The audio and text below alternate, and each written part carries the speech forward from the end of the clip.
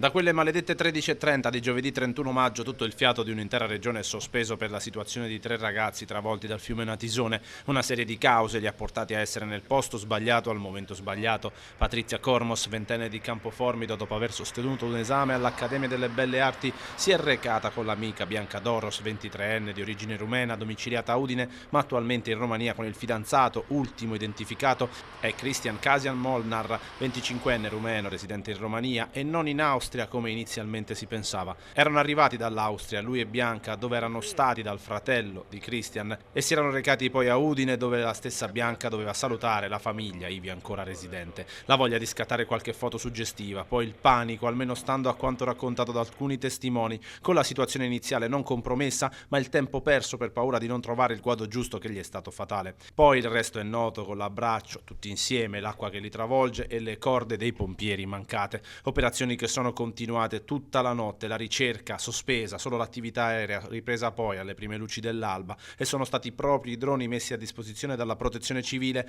a intercettare il segnale telefonico di un cellulare che si è agganciato a una cella della zona. Un dato che ha ridato speranza alle ricerche nonostante le quasi 20 ore passate, che tra la forza dell'acqua e il rischio di ipotermia ha abbassato tanto le speranze di ritrovare i 3 giovani ancora vivi. Senza un secondo di sosta, i vigili del fuoco, la Protezione Civile, la Croce Rossa hanno continuato a lavorare nella base operativa, ma anche sul posto, con alcuni sommozzatori che non hanno smesso di immergersi in punti specifici segnalati da un esperto del fiume Natisone, concentrandosi soprattutto nelle zone dove la pressione dell'acqua tende a risucchiare in basso oggetti e purtroppo anche persone. Il tutto mentre altra parte della squadra di soccorso batteva l'argine del fiume, scendendo progressivamente a valle. Ha provato alcune volte a discendere sul Natisone anche l'elicottero, regalando speranze e poi sfumate. Dalle ricerche alla fine è emerso un ritrovamento, una borsetta da donna con dentro il cellulare, quello di Patrizia, proprio quello che si era agganciato alla cella. Vicino a questo nessuna traccia della ragazza, con la notizia che ha presto raggiunto le famiglie sconfortate dal passare delle ore.